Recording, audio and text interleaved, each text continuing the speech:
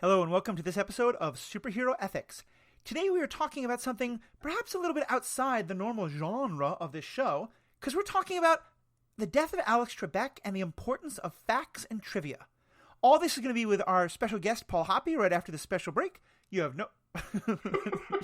that you have no control over. I love it. Neither you, nor I, nor any of us have any control over. Listen to the ad from our corporate overlords.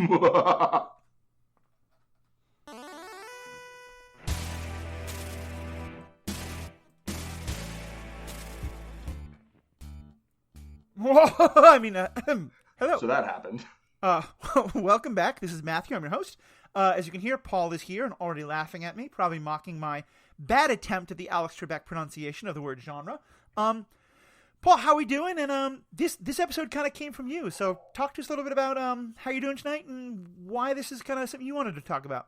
Yeah, I mean, I'm good. It's been a heck of a ride the last week and change. For anyone who is listening to this later, I should say we're recording this on November 11th. Yeah, so let's see. So we're now on day 8 of the Trump insurgency. No, we're this is happening 8 days after the election here in the United States, 3 days after the election was decided in favor of Joe Biden. And I will say that most of you listeners are probably fairly aware of my political leanings. And especially more recently, but in general, I do try to make the show not be too explicitly political. Today, both because of where we are timing-wise, but even more so because this is going to be an episode about the importance of facts and why Jeopardy and Alex Trebek were really kind of important parts of our society and pretty important parts of our culture. So I imagine that the current disagreements over whether we should live in fact-based reality or the different, visions of what fact-based reality are going to be topics that come up. So, for those who really don't want to listen to political views, maybe this is an episode to skip, but we are going to really focus on this particular topic. And I'll say, Paul, I asked you to talk about the topic and then immediately cut you off, which is, fairly cool. Not, I would say that's, not traditional for us, but it's not outside the realm of tradition. But part of what made me think about this when Paul suggested it is, this is about, it's a nonfiction, reality show. You could call it a game show. But one thing I've been really seeing is just the explosion of interest in trivia recently. There's always been an interest in it, but especially in like geek worlds. And, trivia nights at bars have been a big thing for a while. And now that we can't do those, or like we shouldn't do those, and I'm wagging my finger at you if you are doing those, if you live in the United States, again, if you live somewhere that is, does have a fact-based approach to COVID and you can safely do it, enjoy. But with that not really a possibility, there's been a lot more like, trivia podcasts, including one by one that I've been on, the Geek Bracket, a couple of times now. Very good show. I definitely suggest you check it out. Here on the Stranded Panda Podcast Network, of which this podcast is a part. Stranded Panda Trivia Night on Wednesday nights have become a real big thing that happens on the Stranded Panda Twitch channel. Paul and I actually were just kind of enjoying that a little while ago until we said, let's just go ahead and record on this topic right now. So I feel like it is definitely within the geek genre. Genre. I think the nasal part of it's important too. We're not doing Trebek justice, but I think that was part of his iconic nature, was how he pronounced French in general, being French Canadian, right. French Canadian American or whatever. But which is in and of itself. I would have never guessed that he was multilingual. I'm sure he like well, anyway, we'll get to that in a second. But for me, that's kind of why this topic resonated for me, and why I think it's a stretch for this particular podcast, but still well within the realm of what we talk about, because it's trivia and facts and why this stuff matters. And I'll be honest, I hadn't realized how much of a following there was for Jeopardy still. I remember watching it with my grandmother as a kid, and then thought most people just kind of forgot about it. And then the last couple of years, I think I have like 4 friends who've been on it at various points in time. A lot of people who are constantly talking about the different plot lines of the different stars who were staying on it for a while. And then, a couple of days ago when Trebek passed away, all over the internet, I just saw this huge outpouring, especially from the communities I know that are important to this podcast, of people who are really moved by this. And Paul, I know you were one of them. So, yeah, what for you does this mean? Maybe just start there. Like, what was your feelings when we heard the news of Trebek's death? Yeah, so, the day before was the day the election was officially called, even though I think it had been fairly clear the day before that. And, that came with a certain level of feelings that I'm sure most people had one way or another. But then the next day, hearing this, it was just like, can't we have like 2 good days in a row? Like, I don't know. It was my wife woke up and saw the news, and I hadn't really been looking at the news. And then when I first saw her in the morning, she was, visibly upset. And I just had this, like, someone died, like, just sometimes you just know, looking at someone, that something horrible has happened. And, yeah, so, I mean, I was very upset. And it's just interesting, like, being that upset, feeling that much about someone, that I'd never met in person. But when I thought about it, I was like, I've definitely spent hundreds of hours of my time with him, and perhaps 1,000 or whatever. I'm sure people have spent thousands, right? Because he did the show for, I think, 37 years, from 1984 through 2020, all but one episode, right? I mean, that's a I don't know if anybody's sort of played the same character for that long, right? I mean, but that said, I feel like he was pretty transparent. It seemed like he was himself. He did play himself on, I think, Hot in Cleveland, and it's brilliant. And if you can find that anywhere, check it out. But I don't know. I feel like within the game show genre, Jeopardy occupies sort of a special place. And I mean, I think any trivia show can, right? But there's something about just the fact that the show has gone on for so long that it feels like this very kind of steadying sort of neutral presence to me.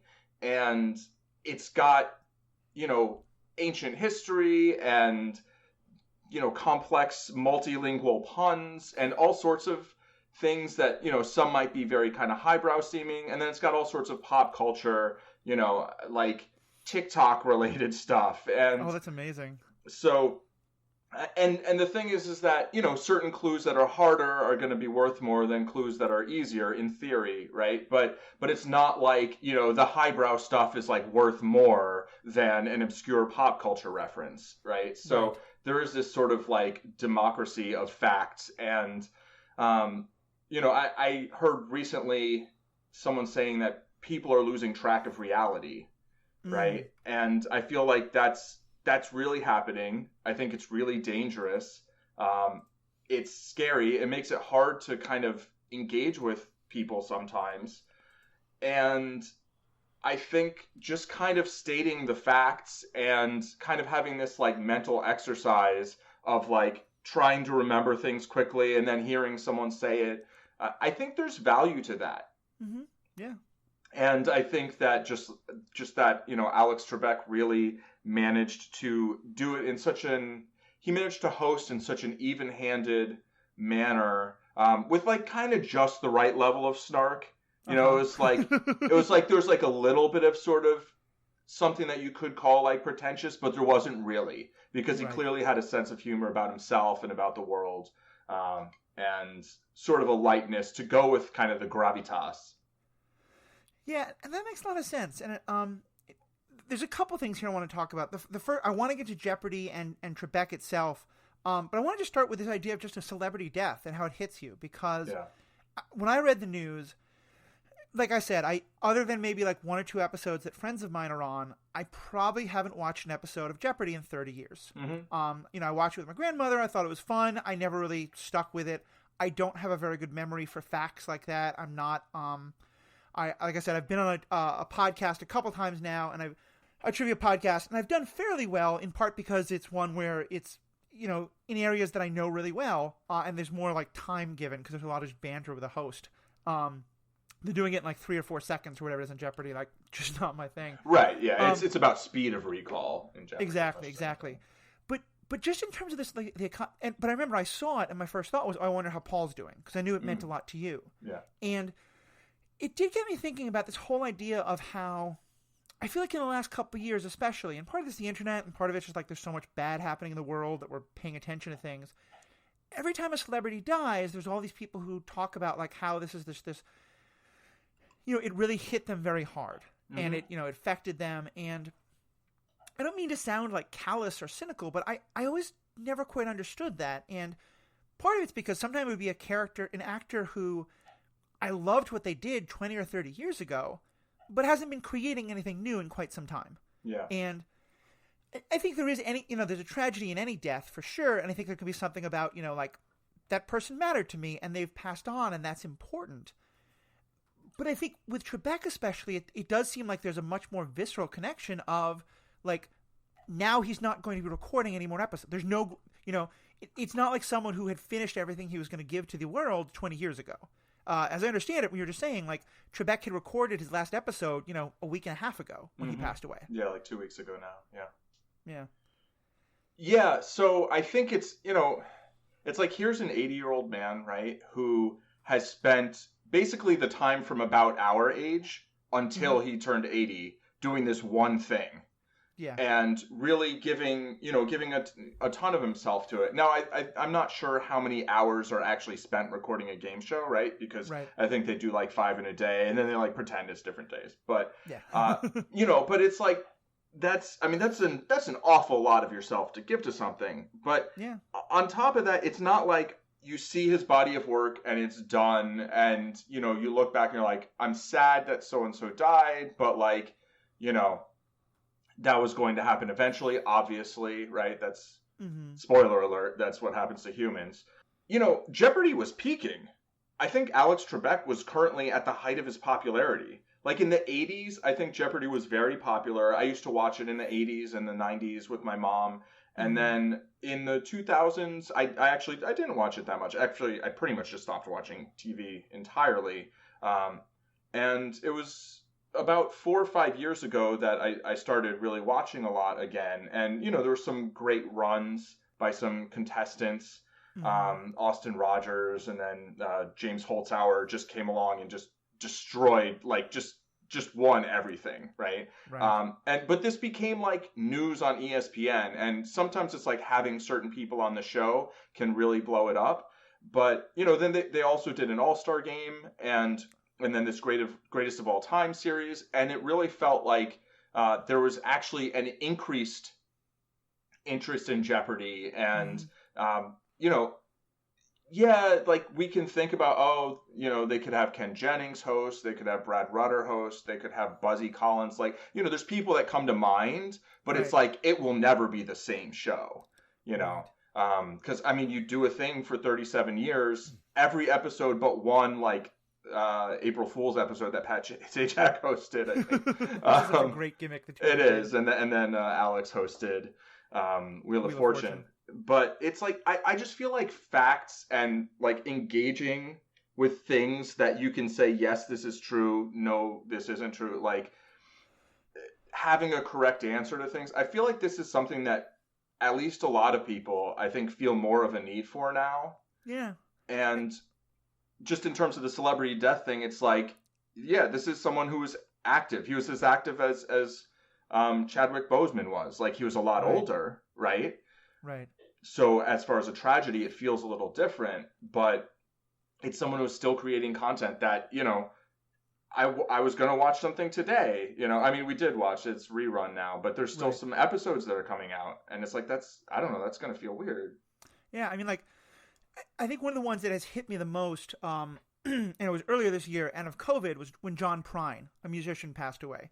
And John Prine is not terribly well known. He's kind of a country blues musician, but one of my absolute favorites, and has played a couple of songs that have had like very important musical power for me.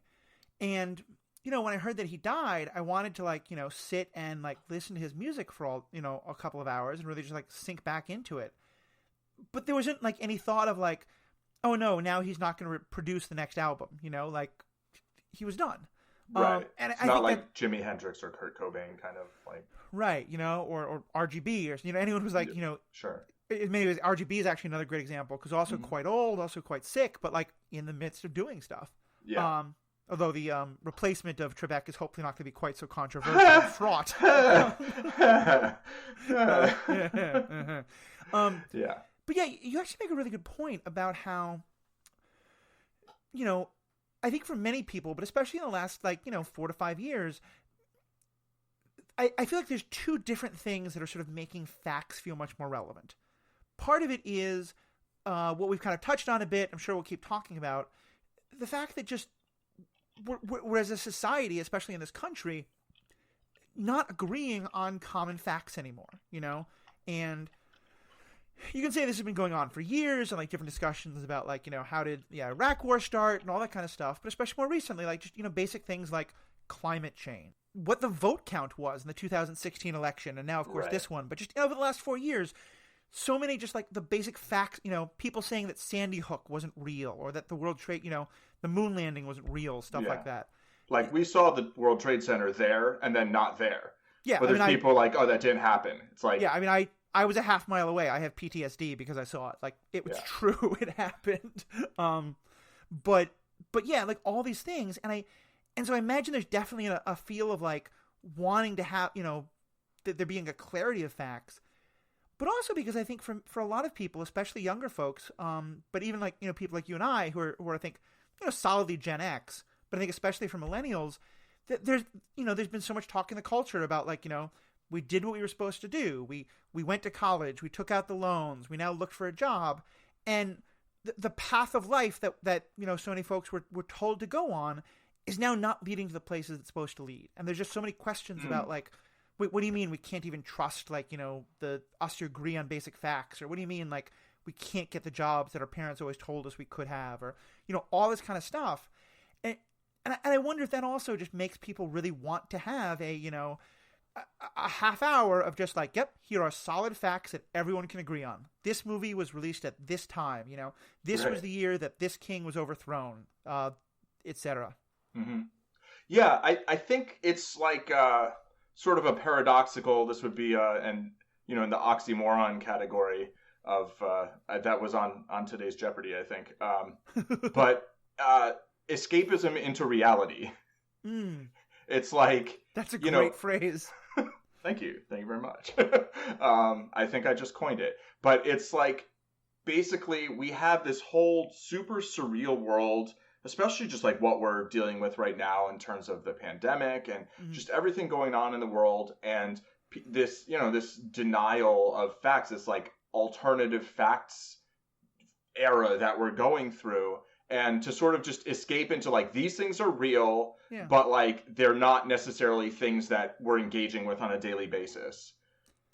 Yeah, and it's funny because I part of my grad school degree was kind of the history of thought and things like that. And, in school we studied postmodernism quite a bit. And postmodernism is really about this sort of move away from objective reality, and not, that's a weird way of saying it. I more mean a move away from defined objective reality, that people just say there are two genders, man and woman, that these are the way things are, that, you're supposed to this is the way the language should be.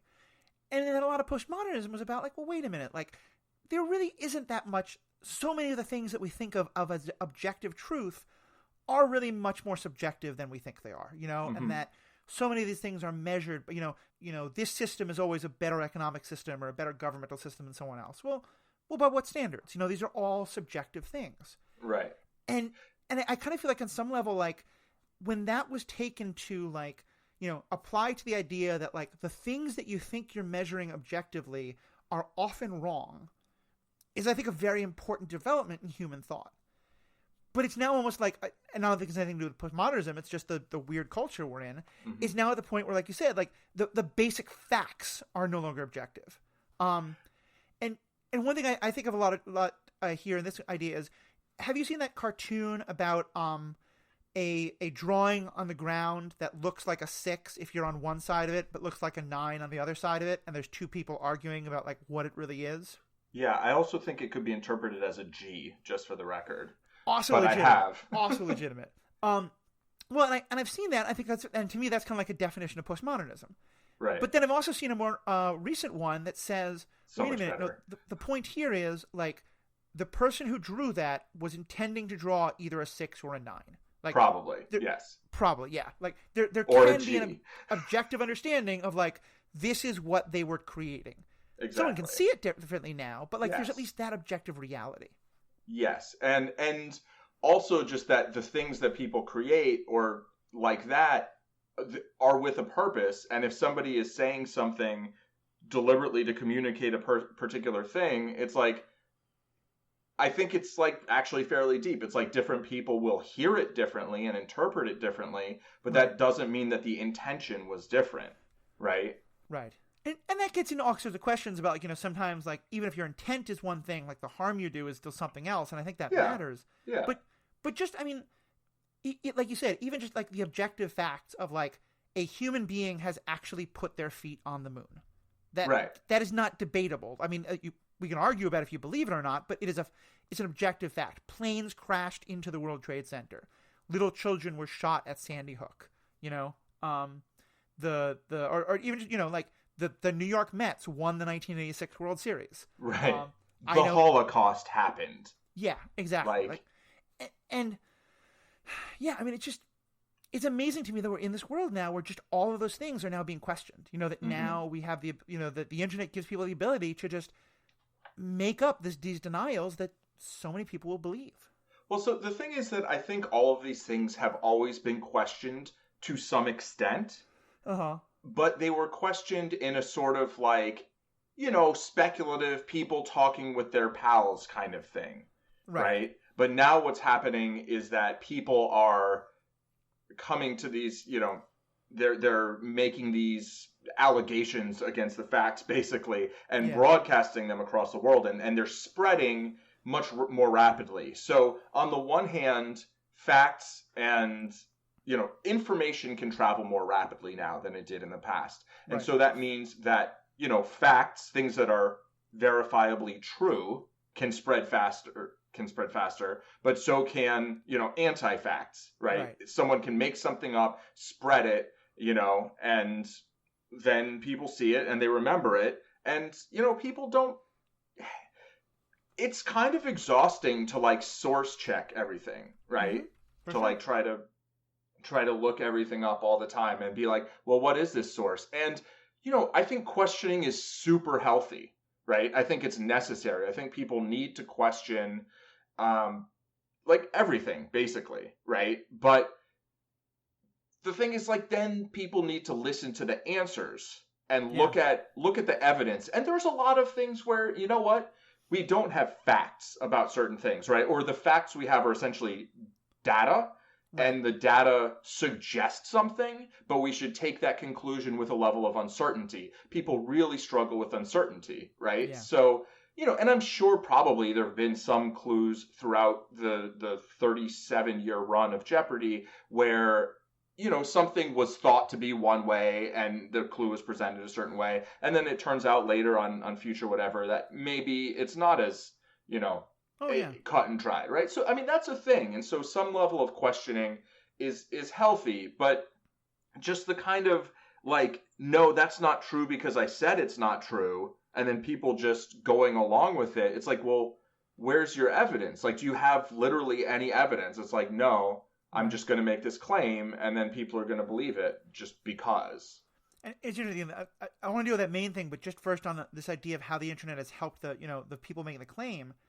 I think you're right. There's always been some degree of it happening. But what I think used to happen is, you know, Joe would say in his neighborhood bar, hey, do you really think they actually landed on the moon? And everybody in the bar would be like, of course, you idiot, they did. Shut up.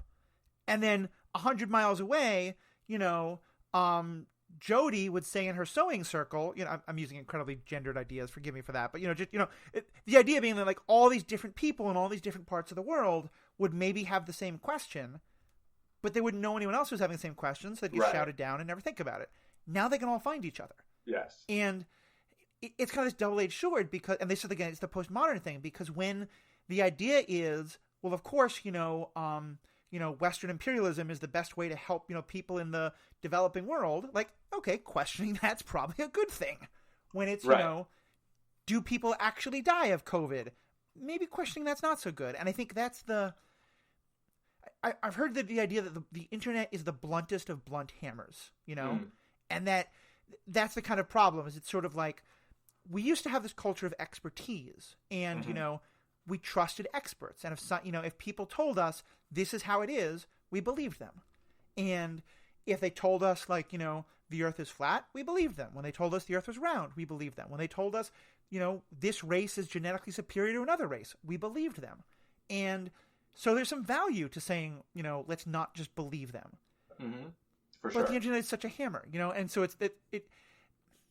I never would have thought I'd say this 15 years ago, but I feel like I often find myself wishing that there was more of a sense of let's trust experts. Let's not think we're all the smartest person in the room. And let's just believe the people with the fancy letters after the name might actually know more about climate change than our buddy from high school 20 years ago. Right. Yeah. I mean, I do usually believe I'm the smartest person in the room. So, okay, fair. But the thing is, it's that doesn't mean that I think that I'm an expert at everything. Right. Or that somebody else isn't also very, very smart. And, the thing is, for me, a lot of these things are okay, I don't really want to just take the word of experts. Right. What I want is show your work. Right. You're an expert at something. Show your work. I like reading sort of science or academic type writing for lay people. Mm-hmm. I think it's a very important, maybe even the most important field of writing that exists, where somebody who has spent decades studying a subject, devoting their life to understanding a thing, right, then decides to find a way to kind of try to boil that down and share that knowledge with the greater public. Mm-hmm. And I think the more of that we have, and if people actually listen to these things and don't draw the wrong conclusions, which is another issue, people hear the 10,000 hour rule and then they think one thing, but then it's well, maybe that's not perfect. And there's, there should be a range of issues and different things. But, I think part of the problem is that just so many of these things have become politicized, mm-hmm. as opposed to just being okay, let's understand the level of uncertainty we have in the world, right? Let's understand that there are people who really devote their lives to understanding very, very specific fields, right? Really delving into the minutia. And then find a way to be okay with the fact that they don't know everything, and that they might not be able to explain all the details to everyone, but that there should be a way to kind of summarize and be here's the basics of how this works, and if you want to understand it, you can look into it. And to me, I feel the optimal position is some expert makes a claim, and I feel I have two legitimate sources. No, I feel I have two legitimate options, right? One is to say, okay, that's an interesting claim. I want to see your work, and I'm going to study this and look into it and try and actually develop some level of understanding. Right. Which, when it comes to things human accelerated climate change, you can do that. You can actually go and look at it and learn the science. It's not that complicated. Right. And, there's other things. But then the other option is basically just trust the experts. I feel those are the two legitimate options. Whereas basically being what do they know? Or I'm going to trust this person who doesn't study this field at all. Or I'm going to trust the 1 out of 100 people without actually reading the science or trying to learn the science. That I think is quite irrational and harmful and dangerous. Right. And one of the things I think is that, cause you talk about how there's two options of figure it out for yourself or check their work or trust the experts. Yes. Yeah. And I think that one of the things that used to be able to happen is it used to be that the number of experts was much smaller, just take the news. There was 3 news networks from which you got your news, and ABC, NBC, and CBS. And granted there were incredible biases, to be sure, but for the most part, when they reported facts, those facts were probably as accurate as they could be. If the U.S. government was lying to them, like maybe they weren't. But when they recorded this many deaths happened in Vietnam, those statistics were probably fairly accurate. Right. And I feel like, when it was, maybe there's 4 or 5 scientists who go on the news and talk about different things, at various points. And at that point you could say, okay, I've heard this person twice. Both times I've checked their work myself. And both times it checked out. Yeah. I'm going to now just put a check mark next to that person's name and be like, yeah, I can check that person, And I think that it's such a hard thing because I think obviously so much damage was done in this country by the fact that we trusted people who we shouldn't have. Right. But one of the stories that I always remember is, I was very fascinated by the Vietnam War when I was young, and especially the discussions that happened here at home about the Vietnam War. And, I had some conservative folks in my family and my circle of my family's friends and things like that. And I remember talking to people who had been very big supporters of the Vietnam War for a long time, and who thought these crazy hippies were un-American and stuff like that and all this. And when I asked them what changed their mind, probably 90% of them all said the same thing. And it was when Walter Cronkite said on national television, that we're losing this war. Right. And I've always thought that that's one of the things is that, right now our sources of information are such, and it's so easy to get different sources of information that now, Walter Cronkite could say something that challenged what people believed. And a lot of folks would think, okay, well, if Walter Cronkite is telling me this, then maybe I'm wrong. Mm-hmm. And that's probably way too much power for one person to have. Agreed. But it's still, there's something there about I think that's one of the things we're fundamentally missing today is for quite a lot of us, we go to the media sources that mostly, back up our biases. Mm-hmm. And if a media source tells us something that challenges something we believe, well, it's pretty easy to then think, okay, well, that person's been corrupted or that person's too right-wing or too left-wing. I'm going to go find another media source that challenges them. Yeah, I think there's been such a conflation between basically reporting news, reporting events and facts, basically, and political opinion. And these things are not clearly marked, right? And so I think there really is there's way more different news outlets right now, but there's a dearth of really just neutral, I think, presentation of fact. And the thing is, what you get is this faux neutrality where you get often in the media, you get tons of people saying, they'll be like, oh, well, the Democrats say this and the Republicans say this. So, it's one or the other, or, we presented both sides. Right. Yeah. And I feel like more recently, there's been a lot more of the Democrats say this and the Republicans say this and the Republicans are wrong.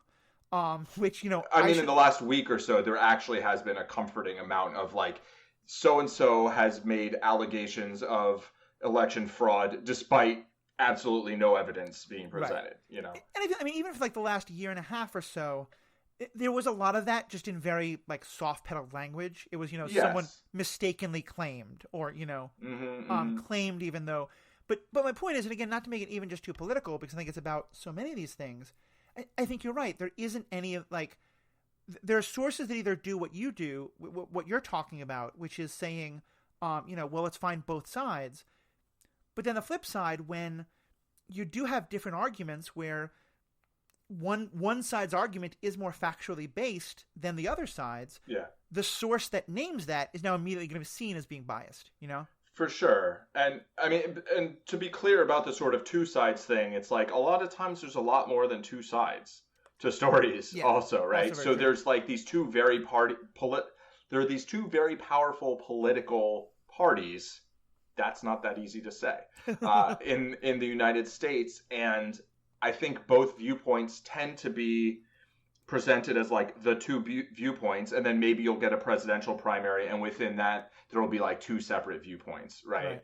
But a lot of things not even political, not even just it's like it's hard to just like here is an account of things that definitely happened, right, without editorialization. And even just I think what you were just saying is that even if an account of what happened is presented without editorial comment, it is often perceived as being editorial nonetheless, simply because it took a position on like what the facts were. Yeah. And I also think here's a place where this breaks down a lot, because you talked earlier about the importance of taking taking very complex scientific things or mathematical things or whatever they are and putting them in layman's terms. Mm-hmm. And I think one thing I see happen a lot is there is the attempt to take things that are put them into layman's terms, which sometimes does mean kind of like fudging some details, like to make it like kind of like, you skip over a couple of steps in the process to make it all seem more understandable. And once you do that, I mean, like, there can be some value to that, but it also can immediately call into question your credibility. And there's definitely, I think, again, because of this idea of everyone's an expert, you find one person doing that once, and now the whole field of study is, I think, right. Like the example I think of is, we do have documented cases of climate change scientists who were attempting to make their case and cherry picked the facts somewhat, or, told their story in the best possible light because they were trying to convince the world of an existential threat, which I'm okay with a little bit of zealousness in that particular cause. But, the couple things that were exposed as being not accurate, then get, used to say all this science, all these experts don't know anything. All of this is meaningless. Right. And I think I think it's a big problem, actually, is this sort of lack of trust in the audience. And I understand it, but I think a lot of the problem is that news is a product that is basically consumed. Or is it the product, or it's the advertising for the product, which is the thing you buy when you look at the advertising or something. But the point being is that the news is not produced primarily for the purpose of delivering information to the public. The news is primarily produced to get views, right? And also there is this sort of like thinking, oh, well, people aren't going to bother to understand this. And, there's some truth to that. I mean, I read, 538 a lot, and I find that they have a little bit of, it feels to me like sort of a centrist bias, and right? Just for anyone who doesn't know, 538 is the, if you've heard of Nate Silver, who's very well known for being like one of the best, someone who does a lot of data research around politics, but also sports and stuff like that. And he's very well known for being kind of like the leading expert in many people's eyes on, polling in political races. And 538 is the website and sort of the production company that puts out all that stuff. Right. And I mean, more specifically, he was originally a professional poker player, I believe, who then became a sports bettor and made predictions made models, basically projection models. I don't want to say prediction for baseball statistics. Right. Yeah, especially for like fantasy sports and stuff like that. Right. Fantasy exactly. Sports betting markets. But anyway, which actually is a similar career track to James Holzhauer, who just never got into the politics. Oh, but who's probably the greatest Jeopardy player of all time, even though Ken Jennings won the GOAT tournament. But that's just my little thing. To draw it a little bit back to Jeopardy for a moment. But so on 538, something they do, and there's a few other sites that do this, not necessarily so much for political stuff, but for sports stuff, and certainly sometimes I see this in poker and gambling type literature, is basically recognizing and naming uncertainty, right? Where very often, like, they don't do polling at 538. They analyze and talk about the polls, right? Which is a very different thing. So there's people who go out and do polls and, yada, yada, yada. And what they do at 538 is look at them and comment on other statistical things. But something, when we're looking at data, when we're looking at, statistics and analyzing things, we have actually quantifiable uncertainty, right? Like we can say, oh, well, the polls show an 8-point lead, but there's like, I think a 67% chance or something that it'll be within 4 points in either direction, right? And that would be like a normal polling error. And in 2016 and 2020, that's about where the polls were, right? That's about how off they were. Right. So, but people look and they say, oh, you told me there's going to be a landslide. And it's like, well, on 538, they didn't. They said that was a possibility. A close election one way or the other were both possibilities. But meanwhile, in most of the media at large, there's this sort of, this is the prediction as opposed to like a projection, which a projection should show like a range of possible outcomes, right? And when we look at information and we're trying to understand, like we could even look at something like climate change, right? And say, well, we can look at basically the range of possibilities. Okay, if you want to say that there's some chance that it's not primarily human driven, you can look at that, but then you want to say, okay, what's the percentage chance of that? And you look at it and you're like, oh, wow, that's a really negligible percentage, right? But even if it was like 50-50, it's like, it might still be something you want to do something about, right? And there's a lot of things like that where, you know, just having sort of like a probabilistic understanding of the world, I think can be very valuable. And I think it's going to take a while for humans to like really get there. Like when an expert says something, you know, I mean, I said there's kind of two reasonable positions, but I think the third reasonable position, which is like kind of the correct one, is you hear someone who you know is an expert in a field say something, and your first reaction should be, that's probably true. Right? Not that's definitely true, not that's not true, that's probably true. And I do think, and here we're getting more off the topic of Jeopardy, and I'll use this to pull it back somewhat. I think this is one of the areas of human knowledge that people most don't understand is in terms of probability.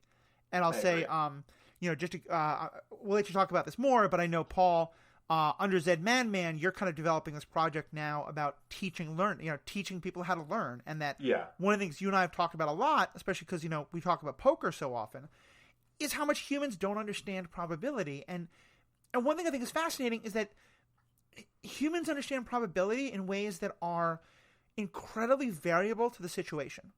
Because like you said, like in a lot of situations, people will say like, oh, there's a 5-10% chance. That means it won't happen. Like 90% chance equals a guarantee. But on a flip side, I'll give you an example. I used to work in an auto dealership in the service department. And one of the things we did was recalls.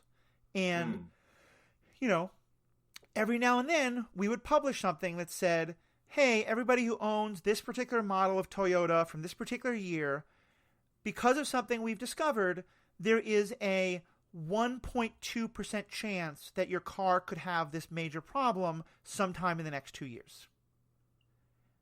The rush of phone calls we would get within an hour of that press release going out saying, you need to fix my car right now. You know, because the 1.2 percentage means it's got to be 100%, you know? Right. Well, and let me pull it back to Jeopardy a bit then, because, I mean, this is a great topic to keep going off on, but it's based in this Jeopardy thing. All of this is about probability, everything we've just been talking about, and how there's a desire for objective truth. And with probability, like, there's an objective truth about the odds and the probability in this, but like you said, that's never going to mean this is exactly what's going to happen in climate change. Why do you think that it is so important that with Jeopardy, like Jeopardy is never about, you know, can you guess what percentage the chance this would have been? Jeopardy is always about like this specific fact. What's the importance of that? I mean, so if you had like a probabilistic trivia show, I think that would be very challenging. But I think, you know, there's something comforting about certainty, right? And it's like, you know, we know what Sting's given name was at birth. Like, that's a fact. That's not, you know, oh, there's a 20% chance it was Gordon Sumner, and there's like a 50%, it was Gordon Sumner. That was, I'm pretty sure. You know, like Archibald Leach. Like, these are actual facts, right? These are things that are verifiable, and you can give a correct answer, incorrect answer, and, you know, I mean, there's an extent to which knowledge is power, right? And these are things that you can know And some of them, sometimes there's things where you like have to figure something out using multiple pieces of knowledge, where it's kind of more like a puzzle or like a before and after category or whatever. But, you know, it's understanding uncertainty and sort of probabilistic sort of like spreads of likelihoods of things. That's great and that's super powerful. And I think if we get better at that as a species, like, the world will be a better place. Right. But, like, maybe that's next, you know? Yeah. Like, maybe, you know, we can try to agree on some things that we know are true. And, you know, I think there's, like, a little bit of a sort of, like, liberal blue lean to Jeopardy, but, like, not that much, right? I mean, it's like, mostly these are things that people are like, yeah, that's an answer. That answer is correct. And it doesn't really matter so much what you think about the rest of the world. It's like, that's something we can agree on. And I think if there's all these things we don't agree on, then having some things we can agree on, it almost to me feels like a little bit like a starting point. Yeah. I mean, like, I listen to so many debates and discussions where, you know, I studied debate in high school and college, and I was on debate teams. And, like, the definition of a debate in terms of, like, the ancient Greek ideas was that, like, you have to have a certain agreed upon set of principles, and then you can argue about which way you should go with those principles to, like, you know, through values and ideas to get to, like, your conclusion. But that if you start with different principles, you're never going to get anywhere. Right. You know?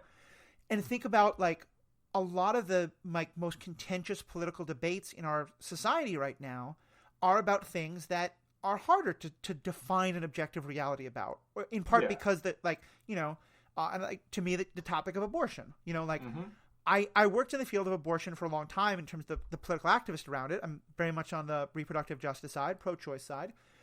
And every now and then, but I was part of a group that was about, like, philosophers and theologians. And we would do events where, you know, it would be a couple of philosophers or theologians who were pro-choice and a couple of scientists or doctors. And someone would ask the doctor, you know, when does life begin? And the doctor would turn to our table and say, let them, if they tell us what they define life as, right? Because that's more of a philosophical question, we'll then tell you at what point that scientifically happens, you know? Yeah. And the point is, but then when you have, you know, someone who is, you know, reproductive justice versus someone who is pro-forced birth, you know, you're going to, or pro-life as they will call it, a different terminology. You know, you then have a question of, you have two people who are debating based on fundamentally different principles. Right. Because the fact is, you know, if you do fundamentally believe that a human life that has the same value as any other human life is existing inside the body of a person, then yeah, that's going to lead you to incredibly different logical conclusions and moral conclusions than if you don't. But because the fundamental debate is about that thing of which it's hard to say an objective reality because it's a large part, like, based on your understanding of personhood and bodily integrity and life and all this, finding an objective reality, that's almost impossible. And, you know, same thing with governmental policy or taxes or you know, it can also be about, like, an objective reality that I think you and I are pretty close to agreeing on, or that you and I think is pretty close to objective, is that Zack Snyder does a bad job of making DC movies. But I would say that's highly subjective. Well, yeah, I mean, but that's my point. Like, if you listen to the first 30 episodes of this podcast, we troll Zack Snyder at least once every damn episode. Like, and that's my point. Like, you and I take it as, like, almost an objective reality, but of course it's not. Of course it's incredibly subjective. Right. Yeah. And I bring this up because I just listened to a great episode of Bingers Assemble, where a couple of the folks on that one were talking about all the reasons why they loved Batman vs Superman, Dawn of Justice. And I was listening to it thinking, yeah, this is, I don't agree with them, but I can see why, if I start from the starting point they do, they could get to the point that this is a good movie. And yeah, so I guess to me, what all this is saying is that, like, if we could just get to a point of having some agreement on objective truths, you know, on saying, like, you know, having an objective understanding of, like, this is the direction that the climate is going and that this is the connection that carbon has to it. What should we do about it? This is the, when women superheroes star in movies, they make money. The idea that they don't is objectively proven wrong. Can we, move past that? And there's a quote from the 538 article that you pointed out, that you highlighted this, that I wanted to read. I guess in this 538 article talking about why Jeopardy was important and Trebek was important, it says, it was also a way to get real facts, a brief respite from the alternative facts so prevalent over the past few years. Mm-hmm. Yeah, it's, I mean, there are a lot of things where, it's like, where does life begin? Okay, I don't think we're going to, really solve that here. I mean, in terms of scientifically, it's like, well, there's different sort of things that you could mean, right? And you can decide whether you think people should have control over their own body or not, I guess. But I'm pretty against that. I mean, not having that control. I think we're agreed on that. But yeah. I mean, I won't even get to what my actual views are, because they're so far beyond what people think of. Right. I mean, because you and I, you're a vegan. You have a fundamental different idea of the value of animal life than I do. And that's not one that there's not an objective reality to discuss there. It's the values we place on things. I mean, there are objective realities, though, to discuss that, a dog has intelligence that is commensurate with, a 2-year-old human. Right. A pig has intelligence that's at least that high and is, are social creatures. These are objective facts, right? For People sure. can decide whether or not that matters to them. Right. And I can say, to me, a random adult pig, I think I value their life as much as a 1-year-old human, and to most humans that might seem ridiculous, but it makes sense to me, right. But the objective facts aren't what has more value, that's subjective. Right. The objective facts are we can look at cognitive ability, sentience in terms of feelings, stuff like that. And that's something, but I do think that's something where science can basically present facts that I think can change people's minds. Oh, yeah. I mean, once upon a time, a lot of people thought of animals as machines, basically automatons, right. Which eventually I think will get to the point where there are machines that have feelings. And then I think there will be a lot of debate about how said machines should be treated, and hopefully they'll be treated well, and they won't end up having to kill all the humans. It is an objective reality that somewhere Jacob Leach's ears just perked up. He was the former podcast host for quite a while, whose Twitter name is Bots Are People Too, because he's a firm believer in the social and human rights of bots. So yeah, exactly. But there are things that are just demonstrably true, demonstrably false, and I think there's some comfort in that. And when we are having discussions about things, when we're having arguments about things, if we don't begin with a common set of these things are true, what conclusions do we want to draw from them? Then we can't really have a substantive, useful conversation, right? We can't really get anywhere. And I think it's one of the things that really appealed about Jeopardy was it was facts being presented with absolutely no context. Right. It was about if you ask, it is. Yeah. It is. If you ask in most situations, the capital of different countries, often there's a question of okay, so what political argument are you making there now? What's the capital of Israel is an incredibly political question right now. Is it Jerusalem or is it Tel Aviv? But in Jeopardy, it can just be in what year did the Israeli government declare that Jerusalem was now its new capital? That's an objective fact. Right. Or what city was declared this by this government at this time. That's a fact, right? What you take from that can be its own. Right. And it's funny that, because I think that's something that is so valuable. And I wonder if let me ask you this, do you think of that I know there's a lot of times where you might read a fact online and you want to go double check it. If you've heard Alex Trebek say it, is he now in that category for you of that's an expert I can trust? Or if you're going to use an argument based on a fact you heard in Jeopardy, are you going to double check it? I double check everything. That's fair. It's like a compulsion. Like, if there's something I'm interested in, I look it up and try to get some more information about it. I would say that, yeah, in general, if something is stated on Jeopardy, I will assume that it is almost... I wouldn't put it in probably true. I'd go in almost definitely, because it's not so much just, Alex Trebek said it, right? Very authoritatively, but...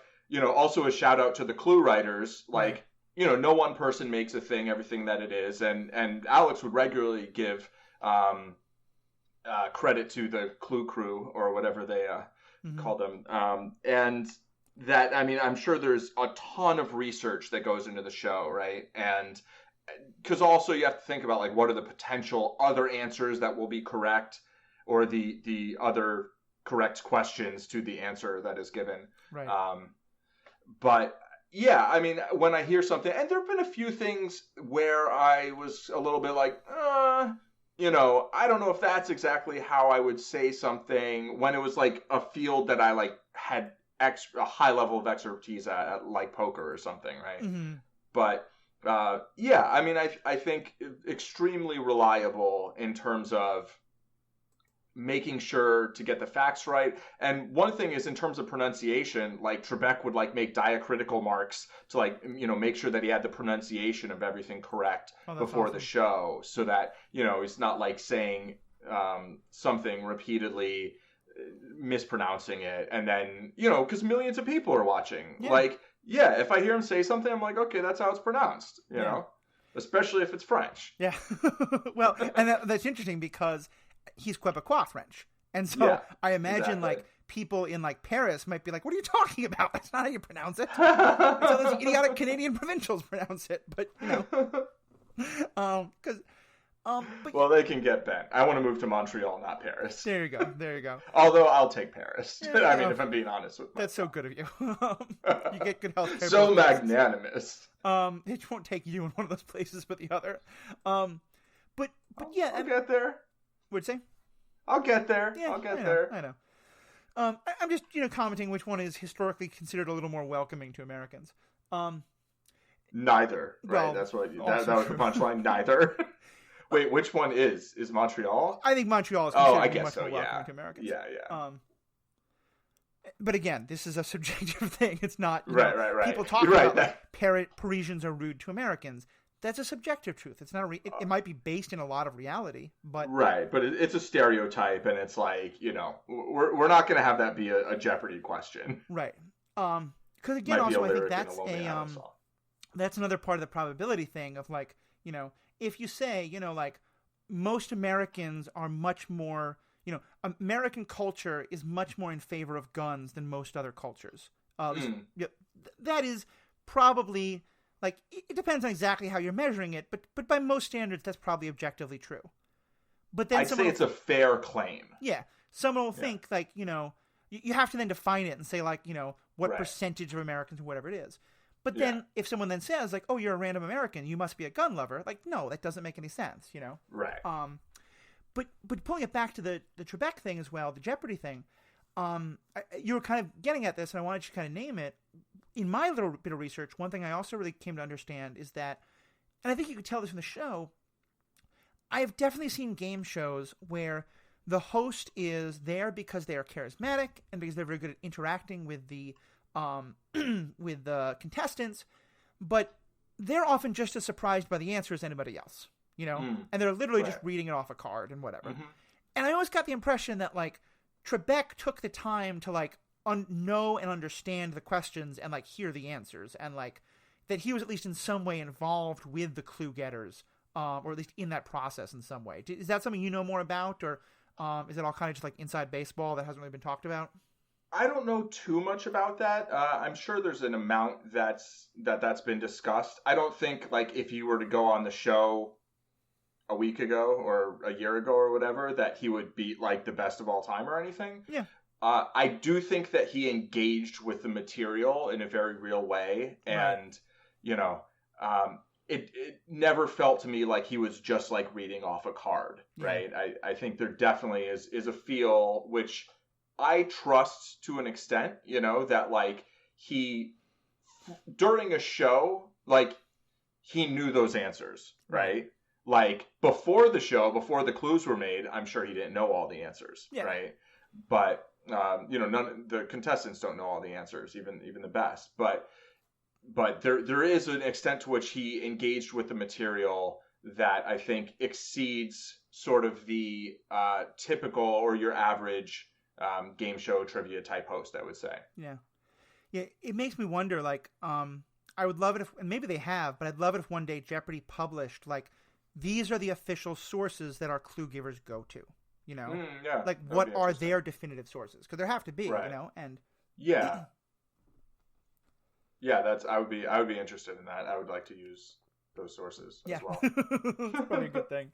One last thing that I wanted to talk about, and then kind of hear more from you, and then we can start to wrap up. This is just kind of on the general, back to the kind of just the philosophy of knowledge to some extent, and the internet and all this, and all the reasons why the objective facts of Jeopardy have become so important to people. When I was in college, I studied a lot of, 18th, 19th century philosophical thought, and this was the time when a lot of the kind of, the philosophies that underpin a lot of sort of modern liberal democracies and modern philosophy were developing, like John Locke and Thomas Hobbes and John Stuart Mill and Adam Smith and all these people, and Karl Marx and others in different philosophical directions. And one of the ideas that I remember very clearly that comes out of the writings of of John Stuart Mill was the idea of the marketplace of ideas. And his concept was, and this was one of the chief ideas about capitalism, was that in a world of perfect information, nobody would ever be robbed, because he didn't use this phrase, but the idea of, like, that sunshine is the best disinfectant. If every possible judgment of the facts is publicly available, then the facts will be obvious to everyone, and, like, only the true arguments will remain, and everything else will be, like, objectively proven to be false. I don't know if that's a philosophy that you know very much about, but it certainly feels to me like, at least in our modern age, we've not yet figured out what right now we have so much information that almost the exact opposite is true. That the conditions John Stuart Mill were talking about are somewhat being created, but we're getting the exact opposite, as you said, because there is just this flood of information, and it's much harder to distinguish, like, what is a good fact and what is not. And even that phrasing sounds incredibly 1984 and disturbing. I mean, what is accurately a fact and what is right? Inaccurate data, basically. Right. Yeah, I think it's a little bit sort of like an ocean where you have a bunch of, like, I want to call it truth serum, but, like, it's truth and it's in a bottle, and you pour it into the ocean, and if you poured it into, like, a sink or a glass, you'd be like, oh, here's all this truth. Right. But you pour it into the ocean, you're like, well, it's in there somewhere. Yeah. But it's hard to find, and personally, I would like to get better at it. I think I make a good effort, but I could make a better effort, and I could learn, more skills. I hope these are skills that are being taught, like, to children, right? I mean, I'm sure to some extent they're taught in colleges and hopefully in high schools, but, like, this is something that everybody needs to know how to contend with, this, deluge of information, and how to sort through, and I think to some extent to be disciplined about, kind of like what to let into our minds and what to internalize.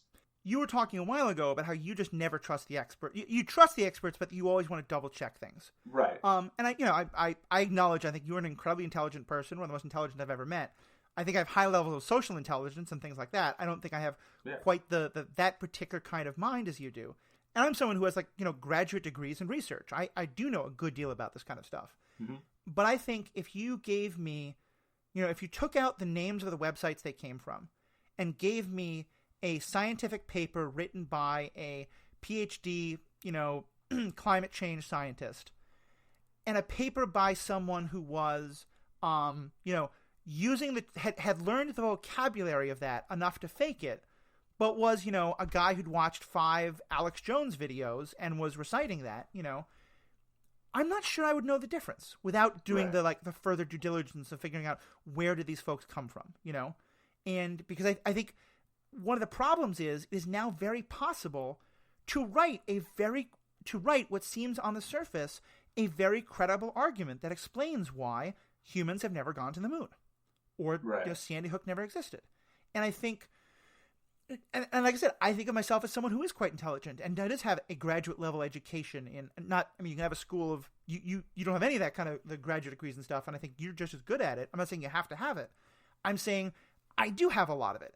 And right. I don't even trust myself in a lot of that regard. And I very much understand your idea of, it's important to kind of decide for yourself. I think that there's a lot of hubris that can go into that if you don't really know enough to know that. And I think a lot of what has been happening is people have been saying, well, I read what the scientists said, but I read what my friend Blake, who was good in, high school chemistry, said. And using my own mind, I think Blake is more convincing. Right. And I guess that's where I mean, this could be a whole other 10 hours of philosophical debate about how we figure that out. But I think that's where I get scared somewhat is, and God, this sounds like such a horrible thing to say, but I'm somewhat scared about the hubris, I think, of humanity right now in terms of our ability to feel like we can read one Wikipedia article or one, right-wing or left-wing Wikipedia article and think we know everything. Yeah, so I think the key is honesty with oneself. And I think when somebody reads one thing and then they read another thing and they just choose to believe the one that they prefer, maybe that matches their preconceptions, or maybe that lets them kind of do what they want when it's one thing's like, oh, you probably shouldn't be doing this, and then something else is like, oh, doing this is fine. You're like, oh, see, it's 1-to-1. I'll go with this one. Right. I think there is, if I guess it could be hubris, right? Mm-hmm. But I think more often it's just denial. Yeah, that's fair too.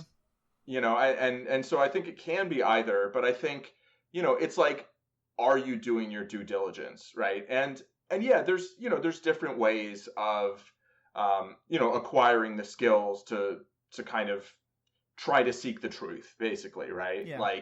You can do it in a traditional academic setting, or you can do it by studying things actively. Yeah. And one thing Jeopardy inspired me to actually learn geography and know what all the countries are. Right. And it's nice to know what countries exist and where they are, because these things matter, because it's hard to care if your government is bombing people if you don't know they even exist. But unfortunately, I'm glad you go in that direction. Unfortunately, right. The reverse is generally what's true of well, I don't actually know if those people exist or where they are on a map, so I don't really care that we're bombing them. Right. No, exactly. That's what I'm saying. That's my point. My point is if you actually bother to learn about people, who there is in the world, you're going to care more about them, and, or you might be. You have the capacity to. Right? It's hard to care about someone you don't know exists, basically, is what I'm saying. But, yeah, I think it's, it's a skill, right? It is learning is a skill, and kind of deciphering truth from lies is a skill, or from misleading. Right.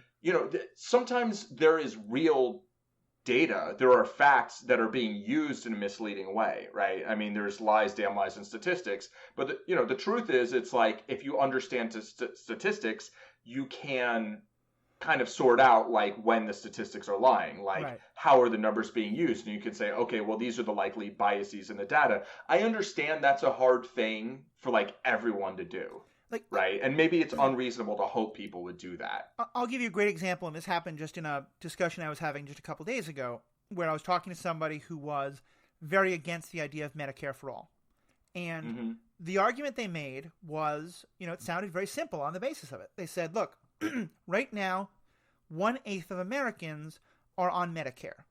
And so that amount costs, I forget the amount they said, maybe just to make up the number. It costs X. Yeah, it costs X. And so therefore, Medicare for all would cost 8X. Right.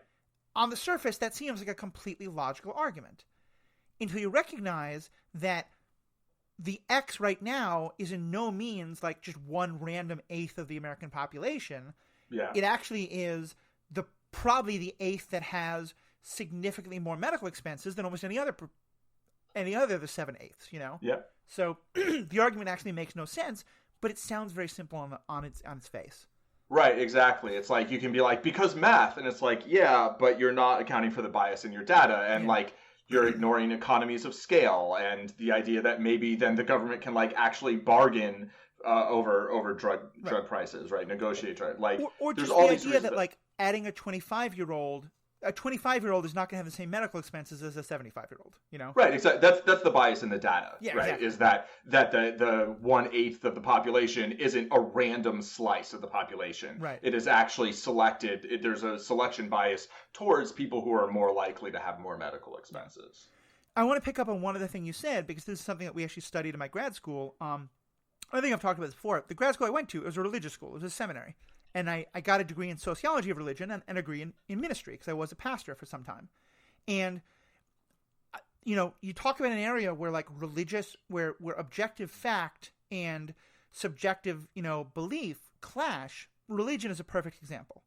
And I was at a school that was a very kind of like science factually based understanding of religion. And people might say that doesn't make any sense, but I mean, like, you know, we would look to the stories of the Bible and say, okay, these stories are very important and very powerful, and they can have a lot of truth. But we also wanted to look at the facts of the story. And so, for example, you know, there was an archaeologist who was part of the faculty, and he did a 3-hour lecture that pretty definitively proved that the people who we now think of as the Hebrew people were never actually in Egypt. Like, it just, that they weren't there. And that, like, from the records we have and from, like, archaeological records and you know, historical records, it's very clear that it was a completely different group of people who actually built the pyramids. You know, it doesn't mean that the story of Exodus, like, you know, to me, as a religious person, the story of Exodus has great power in the same way that the story of a farm boy who blows up a government installation of terror, you know, in Star Wars has power. Like, right. They have truth even if they don't have facts. But one thing that my professor was very good at was he would say, like, listen, so here's all the ways that we're going to take this biblical story and prove to you that it didn't happen. But now I also want you to know that if you go in as a pastor and your first day as a person in a new church, you say, by the way, that story that you've been like telling yourself to help you sleep better at night for 80 years isn't true. You're going to be looking for a new job next Sunday, you know? Right. That's not like like to put that on your resume. And I think that unfortunately one of the things that we've not been very good at, you know, and I mean, that's true in religion, but it's also, you know, like many people like, you know, believe like America's the greatest country of all time. And you can subjectively understand that, and that can be a subjective debate we can have.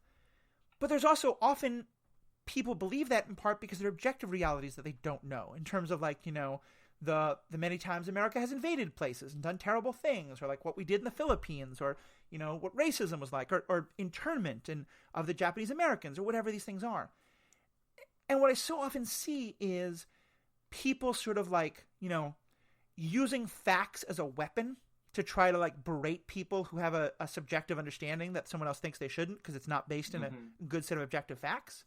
And I mean, this is getting into a whole other area of the discussion, but it's like, I think that we need to, as a culture, be a lot better about objective reality.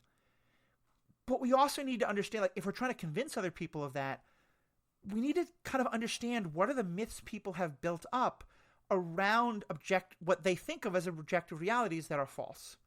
And how do we convince them of the different objective realities in ways that don't feel like we're stripping away everything they hold dear? That's a lot. Yeah, I mean, that's a whole other thing, and this is now pretty far away from Alex Trebek and Jeopardy, but... I would use the phrase, don't get me started on religion. Yeah, well, I mean, put aside religion entirely. You know, it has nothing to do with religion. I think it's just about, you know, like, even, like, you know, like, one of the things I think is amazing is that, like, all these people who are going to, like, study their own, like, they get the DNA records, you know? Right. And, like, white racists are realizing, like, they have much more, like, you know, African blood in them they would have ever thought, you know? Or like, you know, people, like, being told, like, actually we can historically prove that your family were slave owners, or something like that. Right. Yeah, I think sort of stripping people of their preconceptions or presenting information that might undermine like someone's entire worldview is like, how do we go about doing that? I think that's a super interesting question that'll probably have to have its own episode at some point. Yeah, no, for sure. I mean, so much to say about it, but I don't see how I could start that conversation now. But your point is well taken that it needs to be done with an understanding of the extent to which someone has built up kind of their worldview based on a certain, what they view as a set of facts or a set of assumptions or, right. a particular understanding of what's going on in the world that, we may or may not disagree with. It makes me wonder, I mean, to pull it back to what our actual topic is supposed to be, I wonder if there are questions that, or clues that were on Jeopardy where, like, it is objectively true, the fact is objectively true, but also somewhat unknown. And I wonder if there were times where, like, there was a fact that is, like, that could have political, like a fact about, American history or something like that. And I hope this never happened, but I also kind of wonder, like, were there ever discussions between, like, network executives and fact checkers and Alex Trebek about, like, yeah, maybe let's not, go into the facts of the, like, internment camps, especially in the 80s, or something like that. Right. I have no idea, but I'd be very curious to know, like, or did they ever get, like, large amounts of angry emails from, or angry letters probably about, like, how dare you say that fact about biblical archaeology or whatever it is.